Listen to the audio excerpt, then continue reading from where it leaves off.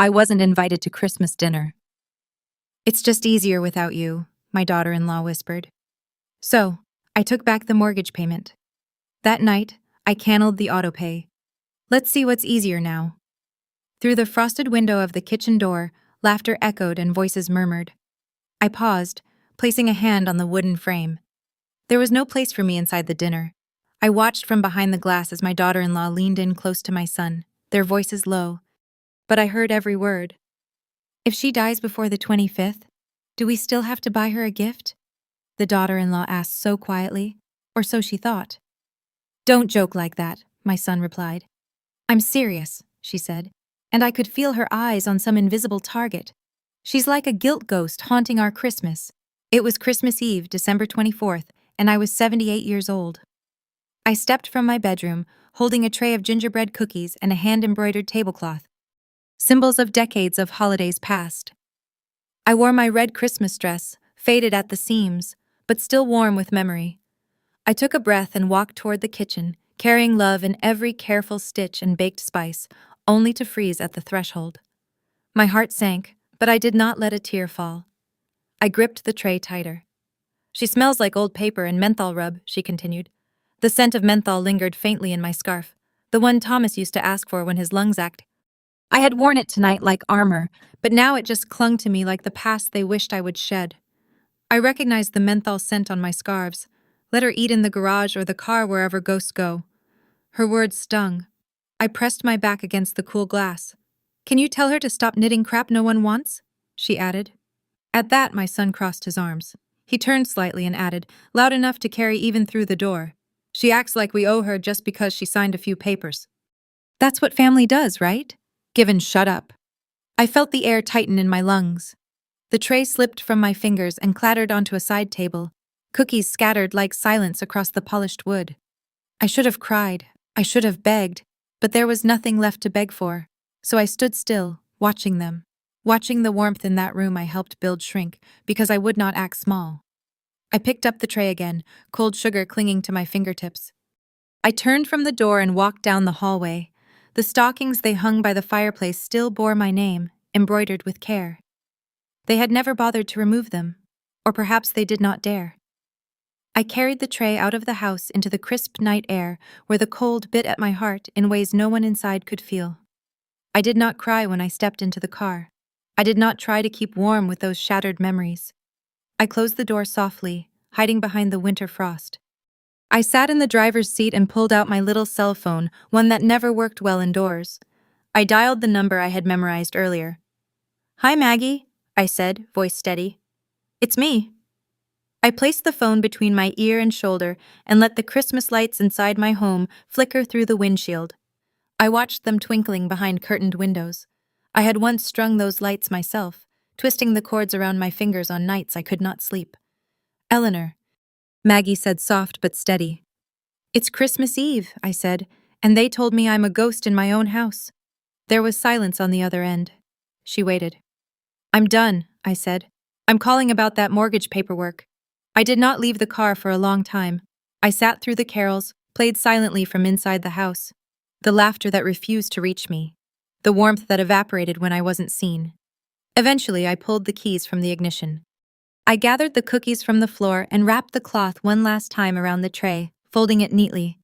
I pressed my hand to the embroidered surface that carried my heart. Then, carefully, I placed it into the passenger seat. I sat there, not angry, not crying, just quiet. My breath fogged the glass like steam from simmering broth.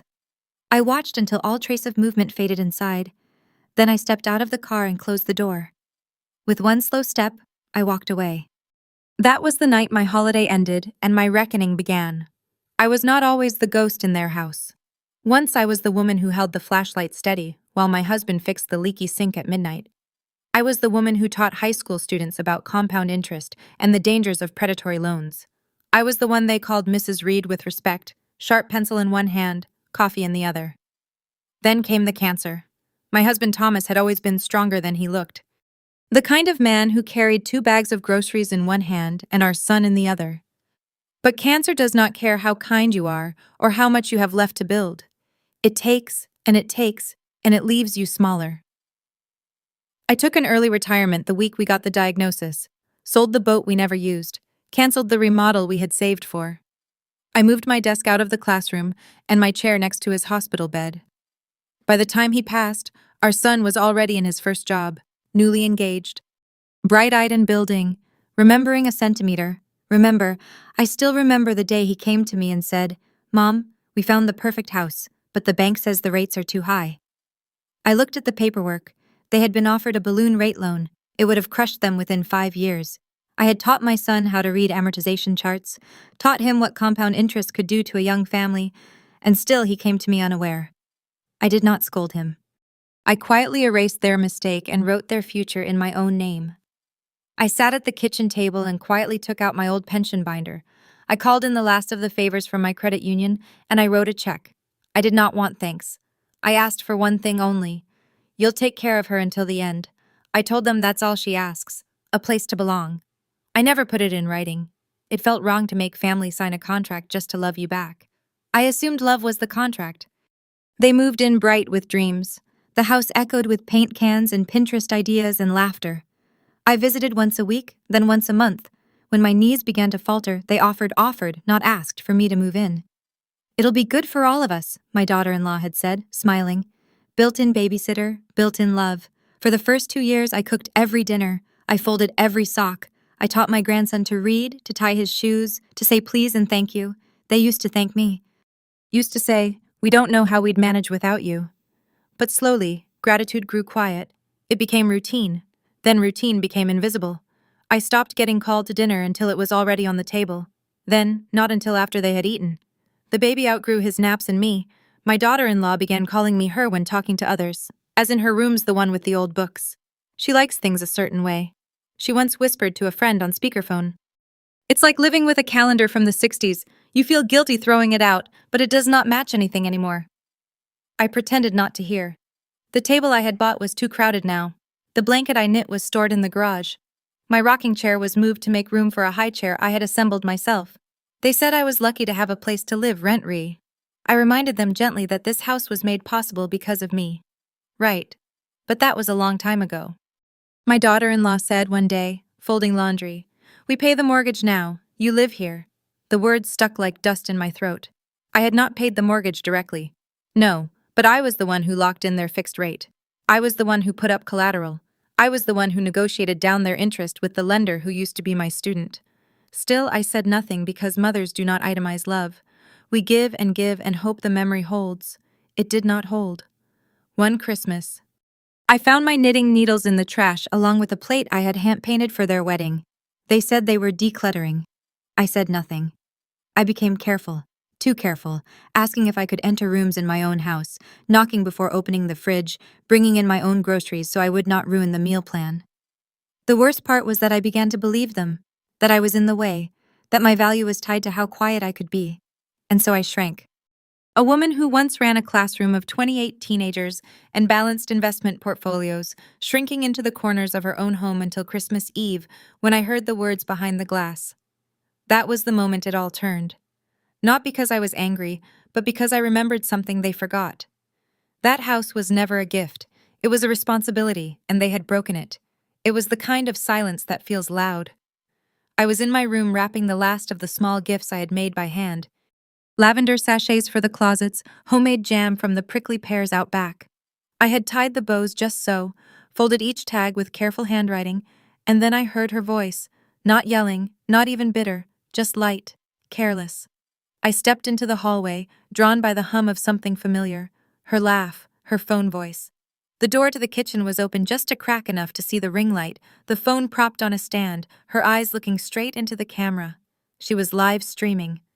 "No drama this year," she was saying, her smile bright enough to crack bone. "Just peace and a clean table."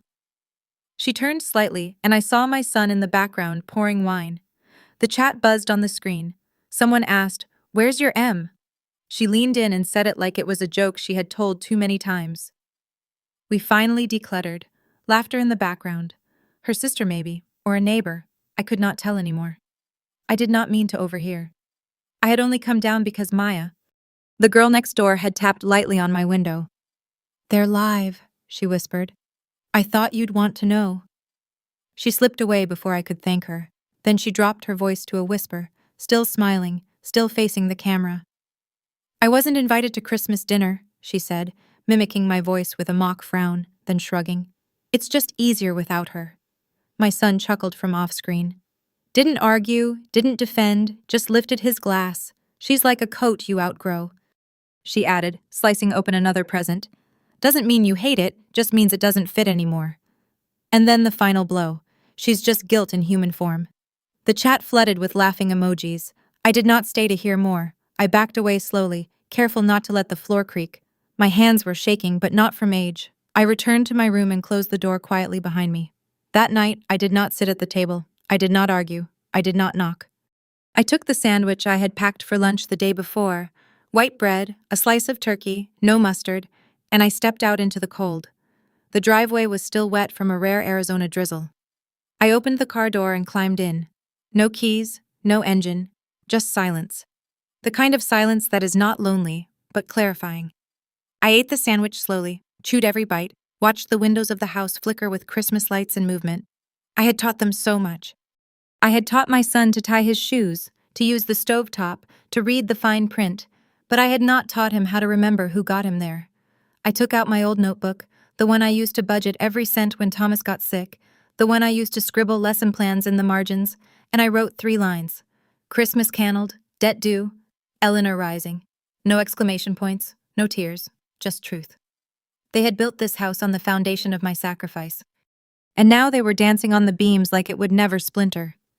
But wood remembers pressure, and I was not done being heard. I woke early on Christmas morning, not from excitement, not from tradition, but because cold seeps deeper when you have nowhere to be. The house was quiet, too quiet. No cinnamon rolls baking, no soft carols on the radio, just the hum of the refrigerator and the faint echo of laughter behind closed doors. I wrapped my shawl around my shoulders, more for comfort than warmth, and made myself a cup of instant coffee. No cream, no sugar, just something hot to hold between my hands. The living room was empty, the fireplace dark, but the Christmas tree blinked at synthetic lights. I sat on the edge of the armchair no one ever used and turned on my phone.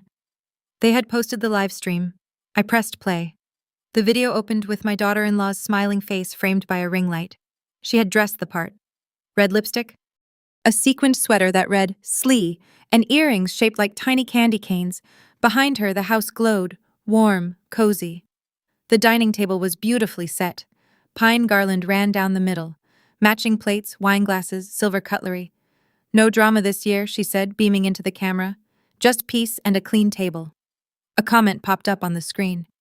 "Where's your ML?" She didn't even blink. We finally decluttered.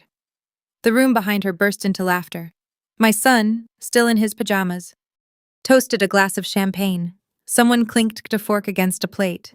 Another comment rolled in. "That's cold." She shrugged. Hey, sometimes the best gift you can give your family is space. I should have stopped watching. Should have closed the app, but I did not.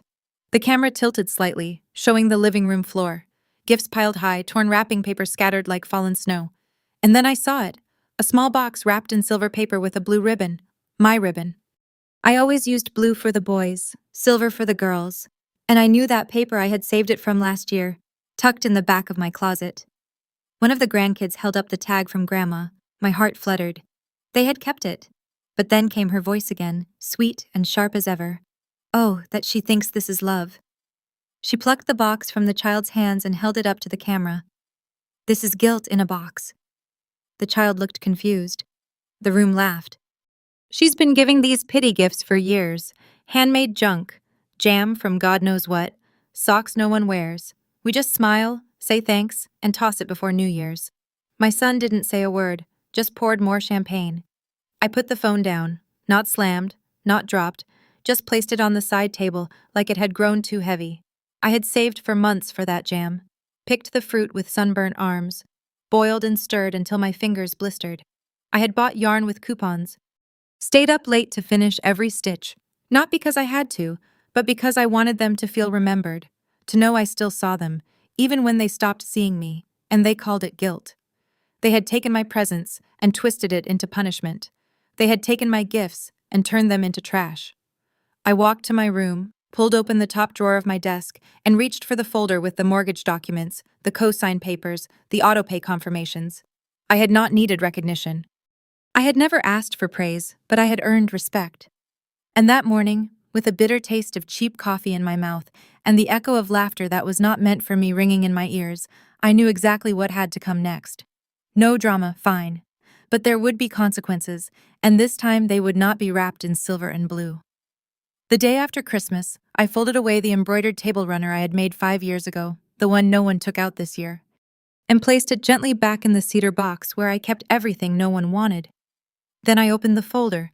Mortgage documents, letters of guarantee, autopay enrollment forms, each one signed in ink that had faded just enough to prove time had passed, but not so much that the paper forgot its promise. I dialed Maggie. She answered on the second ring. I need to initiate a revocation of cosigner privileges and support guarantees, I said, effective immediately. She was quiet for a beat. Then, as if she had been waiting for the call, I will draw up the release form today. Do you want to notify the bank or should I? You do it, I said. I want it official. No emotion, just paperwork. By noon, I had the document in my inbox. At 1:17 p.m., the automated mortgage payment was canceled. At 2:03 p.m., the bank recalculated the terms of the loan without my fixed-rate guarantee. The interest doubled. At 2:31 p.m., my son called. I let it go to voicemail. By 3 p.m., he was pounding on my bedroom door. I opened it slowly, still in my knit cardigan, a spoonful of jam in hand. He looked like he had aged 5 years and 5 minutes. "What did you do?" he barked. "What the hell did you do?" I raised an eyebrow. "Careful, I am old. I bruise easily. This is not a joke. We just got a notice from the bank. The interest rate jumped. Our payments almost doubled." I stirred the jam into my tea. "Yes. That is usually what happens when the fixed-rate cosigner removes their financial support. You just doomed us," he shouted. I finally met his eyes. "No," I said calmly. "I just canned Christmas for you." "In the same way you canned it for me." He blinked as if he did not recognize me, as if I had transformed overnight into someone less soft, less pliable, less convenient. "You do not mean that," he whispered. "I meant every spoon of jam, every stitch, every time I turned the other cheek. But I also mean this." He ran his hands through his hair, pacing. "Mom, you do not understand. We cannot afford that jump. Not with the business taxes coming due. We will default." I tilted my head. "Then maybe you should have considered that before you decided I was Clutter, before you poured champagne over the ashes of my place at the table." "It was not like that," he muttered. I handed him the tea. He did not take it. "I watched the live stream, Michael. I saw the tag on the gift. I heard her laugh. I heard your silence." He looked down. I took a sip. "I do not want your apology," I said. "I want your respect. But you gave that away. So now you owe me money instead." He stumbled backward like I had struck him. "You would do that to your own son?" I stood up slow but steady. "You did that to your own mother," I replied. "I am just responding in the language you understand. Liabilities and leverage." He stared at me. His mouth moved, but no sound came. "I will be expecting your first recalculated payment on the 1st of the month," I added. "Have a lovely afternoon." Then I closed the door. Not loudly, not with anger, just with certainty. And behind it, I finished my tea. Alone, but finally in control. I spent that evening reviewing old bank statements, mortgage paperwork, and tax returns that I had saved in a cedar box under my bed. I looked for anything that could explain how the interest rate had doubled so quickly. Something beyond the standard revocation of my cosigner status. I found it. Among the faded receipts and stained mudged commission slips, there was a credit card statement in my name, issued in my name, used by my son. The card had been maxed out years ago during a small business venture he and his wife started together. A venture that failed and never got mentioned again. It was obvious what had happened. They had taken out the loan in my name to avoid going on the record. I had unknowingly become the guarantor of a failed investment they never disclosed. As far as the bank was concerned, I still owed them. I closed the folder, let out a breath I did not know I was holding. I thought about the stories I used to tell during retirement, that loans are meant to be paid, that agreements are only as good as the character of those involved. I had taught them both those lessons, and they forgot. I called Maggie again. I need to buy the debt that was taken on in my name, I told her, and then I want the title registered in my personal holding company, Business Act Guarantee. Maggie paused, then said, "That is bold. I am no longer soft," I answered. Over the next few days, she filed the paperwork. We arranged for the bank to sell the defaulted credit account at a discount to outside investors. I paid cash, cold, slow, deliberate. That same week, bank sent letters to the property address. Ellie Reed is now the official creditor on record for that loan. The collateral, the house. I was the creditor, they the debtors. The tables had turned. They tried to argue at first. The texts came in. "Mom, this is crazy. We never agree to this. This is illegal. Sue us. We will fight. We cannot live under this." I ignored them. I watched as their mouths opened in silent panic. I watched as they scanned the mail, checked their bank accounts, saw the red stamps and official notifications. I held a press conference in my living room 2 days later. I invited Maggie. She brought a report that proved the debt was taken without my knowledge, but signed in my name. She filed it with county records. I spoke in front of a single reporter from the local paper who titled the story, "Elder Widow Turns Tables, Becomes Creditor to Her Own Family." I told them, "You sold me out to survive. Now I'm collecting to live." I looked at my daughter-in-law and my son sitting in folding chairs, their faces pale, their defenses evaporated in daylight. They said nothing because they could not. I ended the meeting by saying that they had 30 days to either pay back the outstanding debt or vacate. The choice was theirs. It was the same choice I had given them when I called Maggie from my car. Only this time, the power shifted. On their way out, my granddaughter tripped on a quilt. She looked up at me, frightened, and I smiled and pulled her into my lap. "We'll take care of you, sweet pea," I whispered. That night, their Netflix account was canceled. So was the landscaping service, the holiday decor I had bought. All closed accounts. The house lights went dark by the 27th, except for mine. I lit a single candle in the living room and sat by myself. I thought of Thomas's laugh, the year's teaching, the jam I made, the notebook. Everything they treated like dust suddenly became part of their reckonings. And I was not angry. I was just ready because being the creditor meant I stood outside their guilt. Now I stood on the firm ground of legality and principle. When the reporter ultimately asked why I didn't just forgive them, I chose silence. I had already said it in the statement. "You sold me out to survive. Now I'm collecting to live." Legally, the house was still in their names until default. Emotionally, the debt was theirs well past the final door closed. And for the first time in decades, the foundation they had built crumbled beneath them. Not with anger, not with jealousy, but with truth. Because truth does not need a loud voice. It needs faithfulness. And I have always been faithful. They could not pay. They simply could not, and I did not expect them to. By the time the 30-day window closed, the bank had declared default. My son's business was in collections. His wife's side account already drained by holiday displays and wireless upgrades. They were paying everything but what was due. So I sold the house.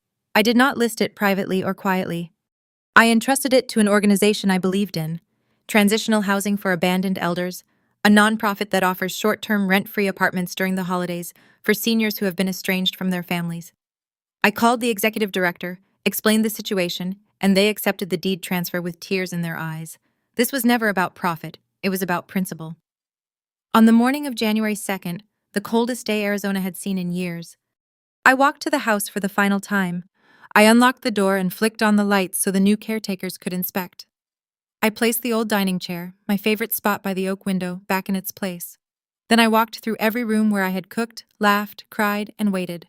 No added decor, no leftover candles, just silence finally clean. In the foyer, I left a small stack of items. The cedar box with my knitting needles, photo frames of past Christmases, and the blue-ribboned silver gift box. On top, I laid one final card with my own handwriting in gentle cursive. You asked what's easier this. Inside the cedar box, I tucked one last page from my old notebook. It read, "They thought it was just housework, but I built it from the ashes." I bowed my head, walked out, and locked the door, my key swallowed by the mailbox slot. I did not wait to hear them scream. Instead, I walked across the street to the neighbor's house and kissed their daughter's cheek, my granddaughter's teen friend. I told her quietly, "Some houses have to break before they become homes. They say the house sells within a week." Inside the newspaper office, the reporter told me they called it the Christmas grace deal. A woman who traded betrayal for blessing. I told them I did not lose the house. I reclaimed its purpose. That night, I returned to the little apartment I had rented a couple of blocks from the old house. It was small, but mine.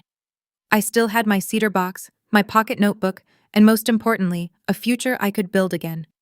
I turned on the string lights I had brought, warm gold bulbs, not blinking or demanding perfection, just a steady glow. There was no family dinner, her waiting, but I had a bowl of soup, homemade crusty bread, and a chair by the window facing the street where Christmas lights still twinkled. Outside, I saw a woman in a red hat, one of the elders from the nonprofit, carrying 2 steaming mugs of cocoa. She knocked gently. I opened the door and let her in. We sat together, sharing warmth across a small card table in the lamplight. She whispered, "You gave this to us. Rest now." I looked around. The walls were bare, the floor was bare, and I felt grateful for the emptiness because it was mine. In the distance, headlights in the old driveway flickered. I did not look. I did not flinch. Later, I found messages on my phone from gallery owners and local artists, women who remembered my knitting, the scarves I made, the quilts I stitched when I first retired. They wanted to feature me in a community exhibition about elders reclaiming agency. I smiled a little. I had not expected applause, but I accepted. Before going to sleep, I wrote again in my journal. They tried to clear me away like dust, but some dust is gold. I hung my shawl by the window and turned off the lights. Tomorrow I would meet the first woman moving into the old house, the one with no home this Christmas, but now a safe passage in. I did not pity myself. Not anymore. I had made room, and in making room I finally belonged. I named it Eleanor's Hearth, a place, a cause, a line in the sand. The foundation was modest, funded from the profits of the house sale, my retirement bonds, and a quiet donation from a former student who had become a senator. But the mission was bold, to provide warmth, shelter, and dignity for women over 60 who had been cast aside by their families during the holidays. We launched just after New Year's with a single rented office, 1 staffer, and a waiting list that broke my heart. Women who had worked, cooked, held hands through loss and birth and funerals, now finding themselves unwelcome at their own grandchildren's tables. They called it seasonal abandonment. I called it a sickness of convenience, and I meant to treat it. Each woman we took in got her own room, a door that locked, a real bed, and her name written in gold marker on a card beside a fresh poinsettia. Not grandma, not dependent, just herself. 1 week into the new year, I sat on the porch of our first transitional home, watching the street. It was cold, Arizona's kind of cold. Not snow, but wind sharp enough to make your eyes sting. I heard footsteps crunch in gravel. It was her. Maya, the little girl next door. She had brought me Christmas cookies every year, just 3 on a plate with a note that said, "We see you." That child had more humanity in her hands than some adults have in their entire lives. And now, at 15, she stood tall at the gate of my rebuilt world, holding an envelope. "I wanted you to have this," she said. Inside was a drawing, colored pencil on construction paper, a fire in a stone hearth, and beside it, a woman smiling, wrapped in a blanket that said, "Say." I took her hand. "You know," I said, "I do not have many people left I trust with my story." She tilted her head. "But you're not a story," she whispered. "You're the reason stories keep going." And just like that, I amended my will. Maya, kind, brave, unnoticed, Maya would be the sole inheritor of Eleanor's Hearth. Not just the foundation, but the copyrights, the original land title, and the cedar chest, where I had kept every note, every quilt square, every name of every woman we had helped. I told her this over tea one afternoon. She cried. I did not. I just nodded as if the universe had finally returned something it owed. Before she left, I held her hand and said, "Promise me, Maya, when someone older sits alone at the edge of the room, pull up a chair. Make them a seat at the table, even if no one else does." She nodded without a word. 2 weeks later, I got the call. Unknown number. I answered. Silence on the line, then a breath. "Mom!" It was my son. "Mom, we are staying in a motel now. We lost everything. I know we said terrible things, but please, can we talk?" I did not answer. I simply handed the phone to Maya, who happened to be helping me reorganize my files. She looked at the screen, saw the name, and asked with a quiet certainty, "Do you want me to take this?" I nodded. She picked up the receiver and without a hint of malice said, She's not available. A pause. Then, with the kind of grace no one can teach, she added, She finally gets to be the one who chooses who gets a seat at the table. She clicked end call and placed the phone down. We sat together in silence, the kind of silence that wraps around you like truth. Outside, the sun dipped low, and the lamplight inside made the room feel like home. Later that night, I wrote one last note in my journal. I was not erased. I was revealed. And under that, in Maya's handwriting, she left warmth where they left wounds. Underscore, underscore. The house was gone, the bitterness too. On the first morning of the new year, I walked into a community kitchen, not as someone's burden, but as someone's benefactor. The women there, each with a name no one used, only titles like Grandma June or Ms. Dolores from Apartment 3, looked up as I entered with my seed box. Lavender, marigold, daisies, all cut from the last garden I had before I was decluttered. Who's ready to plant something? I asked. I did not need applause, only hands, and they raised them, trembling but eager. That became my new tradition. Gardens in strange places, raised beds and alleys behind women's shelters, window pots in nursing homes. I called it Last Bloom because for some of us it really is. One day in spring, the little girl from next door, the one who brought me cookies when no one else remembered I had teeth, came to visit me at the center. She held her sketchbook close to her chest like it was something secret. I drew your old house, she said. I smiled. What made you remember? She paused. Because you didn't disappear even after they made you leave. Then she pulled out the sketch, my old front porch. But in her drawing, I was still sitting there, rocking slowly, holding a basket of yarn, the sky behind me blue and unbothered. I held her hand and said, When I'm gone, you'll be the one to keep the table set. You'll decide who sits there. Her eyes were wide. She nodded like she had just been given something sacred. That week, I revised my will. The house was gone, but the fund was growing. And in that document I wrote, To the one who saw me before they erased me, may you always make room for the ones others call clutter, the last Christmas I lived to see. We set the table with mismatched chairs, cracked plates, and more love than I had ever seen in a house of blood relatives. One woman sang carols off key, another burned the ham. We laughed anyway, and on the table where once I was not welcome, there was a place card written in glitter pen. Mrs. Eleanor, founder, fighter, not forgotten. I ate slowly, proudly, chewing with my mouth closed, because sometimes the loudest revenge is living long enough to be celebrated where you were once discarded. And on the windowsill beside my plate, someone had placed a single flower, a marigold, bloomed late, which bloomed bright, just like me. Underscore. Thank you for listening to Eleanor's Hearth, a story of quiet revenge, remembered worth, and the power of choosing your own ending. If her story stirred something in you, a memory, a wound, a moment you've never said out loud, you are not alone. There is strength in silence, and sometimes justice wears pearls and walks slow. For more true stories from women who are underestimated and unforgettable, subscribe to Grandma True Stories. Because when a grandmother speaks, the world finally listens. One story at a time, one truth that won't stay buried. I'll be waiting on the porch.